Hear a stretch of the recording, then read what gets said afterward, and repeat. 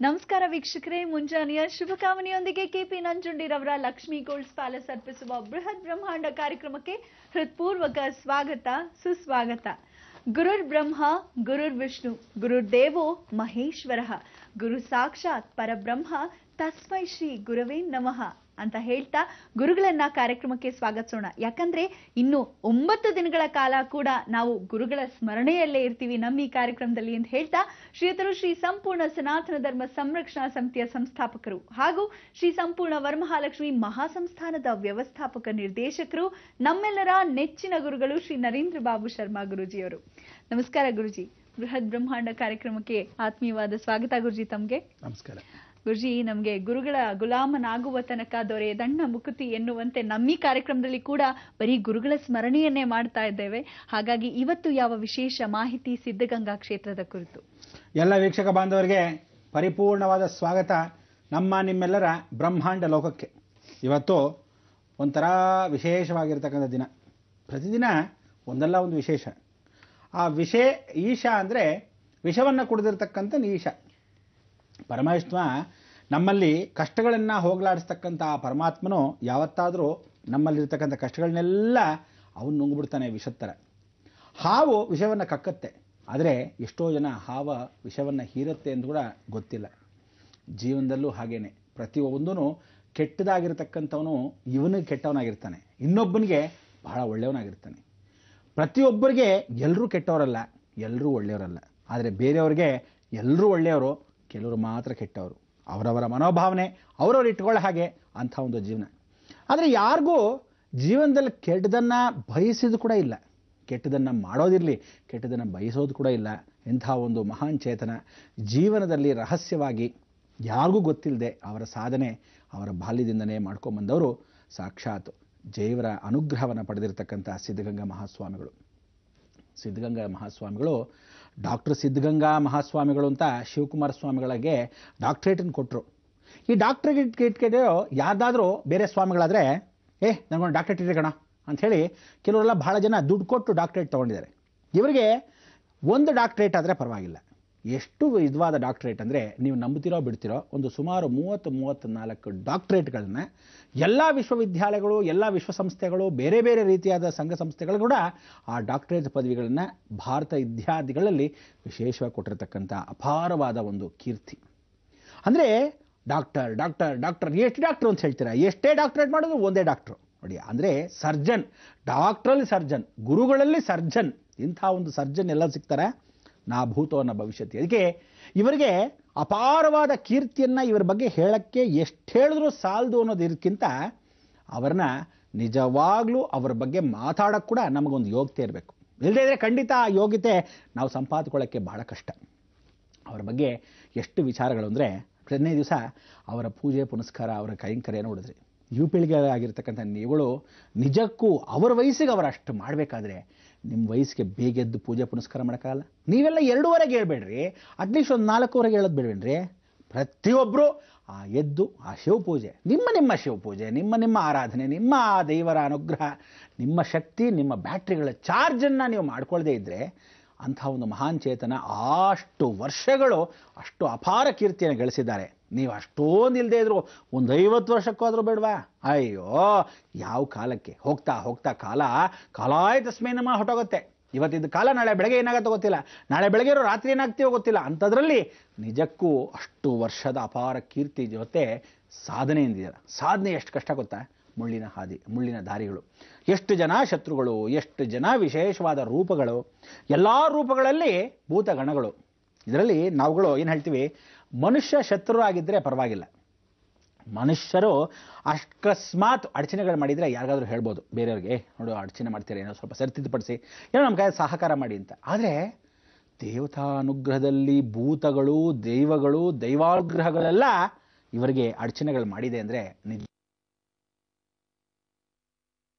ಆ ತಾಯನ್ನ ಬಿಟ್ಟು ಅವರು ಸಿದ್ಧಗಂಗೆಗೆ ಪಾದಾರ್ಪಣೆ ಮಾಡ್ತಾರೆ.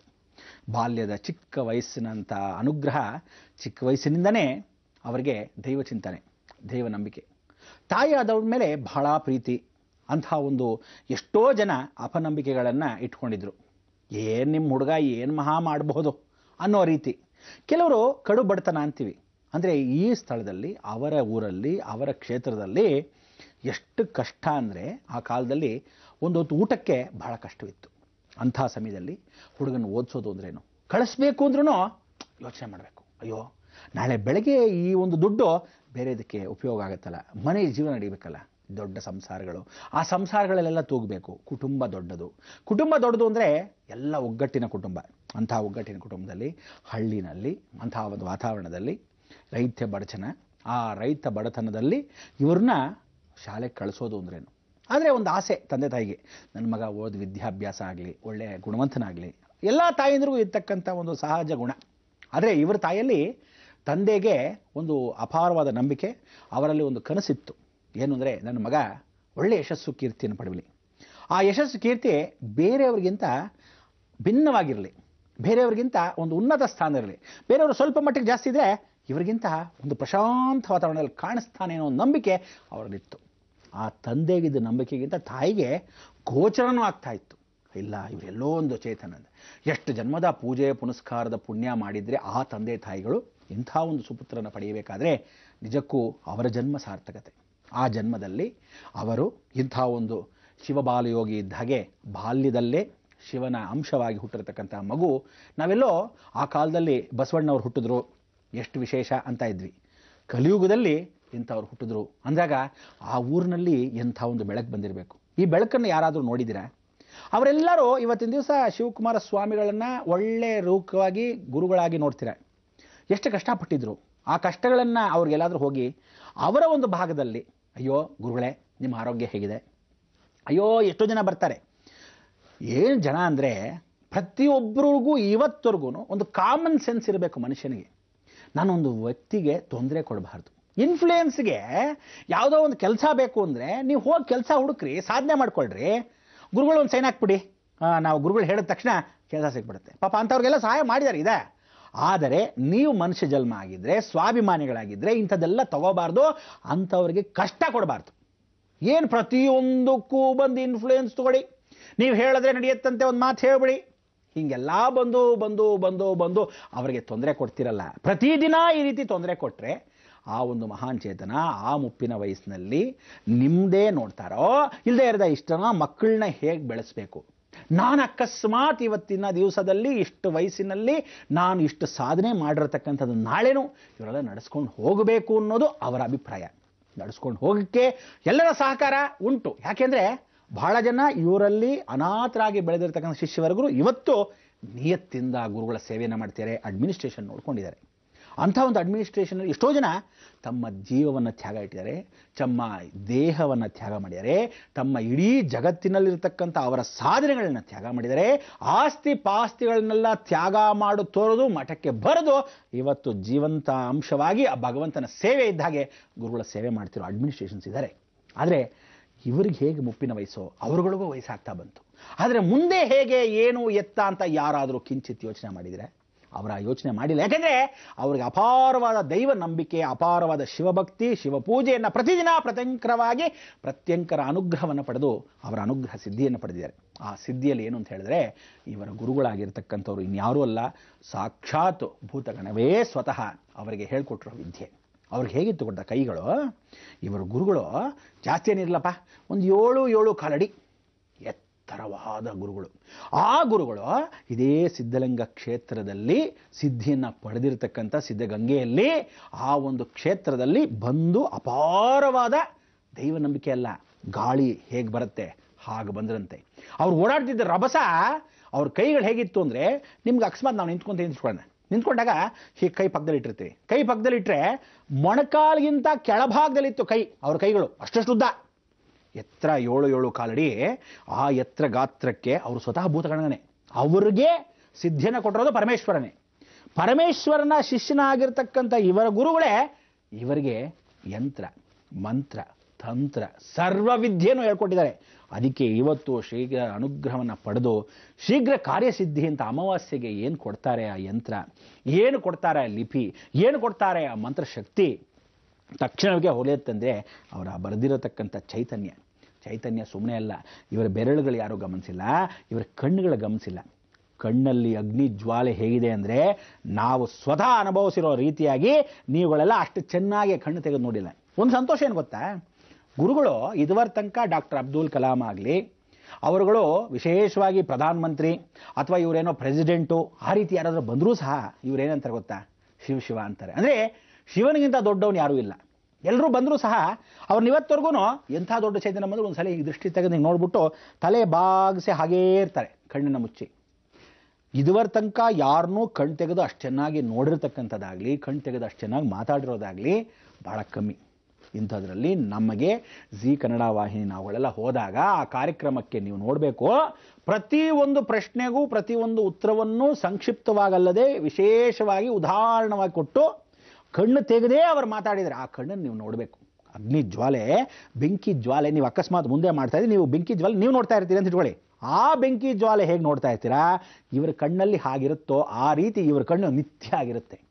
3 ಗಂಟೆಗೆ ಎದ್ದಿರ್ತಾರಲ್ಲ ದೈವಶಕ್ತಿ, ಅವ್ರ ಗುರುಗಳು ಕೂಡ ಅಧಿಷ್ಠಾನ ಸ್ವರೂಪದಲ್ಲಿ ಬಂದು ನಮಸ್ಕಾರ ಮಾಡಿ ಆಶೀರ್ವಾದ ಮಾಡ್ತಾ ಇರ್ತಾರೆ. ಅವ್ರು ಹೇಳ್ಕೊಟ್ರೋ ಸಿದ್ಧಿ ಇವತ್ತು ನಡೆದಾಡೋ ದೇವರು ಅಂತ ನೀವು ಹೆಸರು ಕೊಟ್ಟಿದ್ದೀರ ಅಷ್ಟೇ. ಭಗವಂತ ಸಾಕ್ಷಾತ್ ಇವತ್ತು ಇವರ ಹಳೇ ಮಠದಲ್ಲಿ ದೇವರುಗಳು ನಡೆದಾಡ್ತಾರೆ. ಯಾಕೆಂದರೆ ಆ 3 ಗಂಟೆಗೆ ಯಾರು ಕೂತಿರ್ತಾರೆ ಅವರ ಅನುಭವಗಳನ್ನ ಅವ್ರು ಹೇಳ್ಕೊತಾರೆ. ಒಂದು ಕಂಬ ಇದೆ, ಆ ಕಂಬದ ಹತ್ರ ಕೂತ್ಕೊಂಡ್ರೆ 9 ನವಗ್ರಹಗಳು, ಆ 9 ನವಗ್ರಹಗಳು ಎಲ್ಲರೂ ಬಂದು ಶಿವನ ಪೂಜೆ ಇವ್ರು ಮಾಡ್ತಾ ಇದ್ದಾಗ ಅವರುಗಳು ಕೈ ಕಟ್ಕೊಂಡು ಶಿವನ ಪೂಜೆಗೆ ತಲೆ ಭಾಗಿ ನಿಂತಿದ್ದಾರೇನೋ.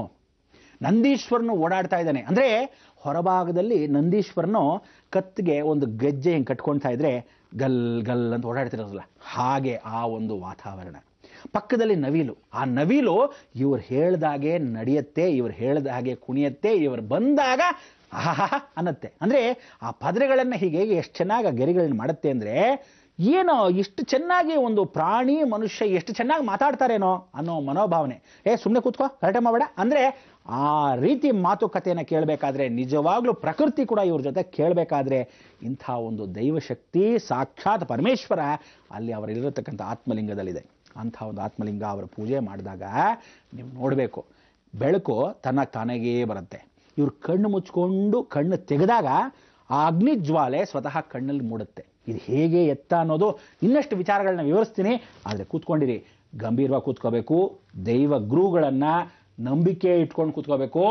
ಯಾರ್ಯಾರು ಜೀವನದಲ್ಲಿ ಇನ್ನು ಮೇಲೆ ನೋಡಿಲ್ಲ ಅಂದ್ಕೊಂಡಿದ್ದೀರೋ ಕ್ಷಣಕ್ಕೆ ಹೋಗಿ ಬಂದ್ಬಿಡೋಣಪ್ಪ, ಸಾಕು, ಒಂದು ನಮಸ್ಕಾರ ಹಾಕೊಂಡ್ಬಿಡೋಣ. ಜೀವನದಲ್ಲಿ ನಾವು ಎಷ್ಟು ಜನ್ಮ ವೇಸ್ಟ್ ಮಾಡ್ಕೊಂಡ್ಬಿಟ್ಟಿರಿ, ಇನ್ನು ಮೇಲಾದರೂ ಗುರುಬಲ ನಮಗೂ ಬೇಕು ಅನ್ನೋರಿದ್ದರೆ ನೀವುಗಳು ಹೇಗೆ ಹೋಗಬೇಕು, ಏನು ಮಾಡಬೇಕು, ಯಾವತ್ತು ಹೋಗಬೇಕು, ಎಷ್ಟೆಷ್ಟು ಸೇವೆ ಮಾಡಬೇಕು ಅದನ್ನು ಕೂಡ ತಿಳಿಸ್ಕೊಡ್ತೀನಿ ಗಂಭೀರವಾಗಿ.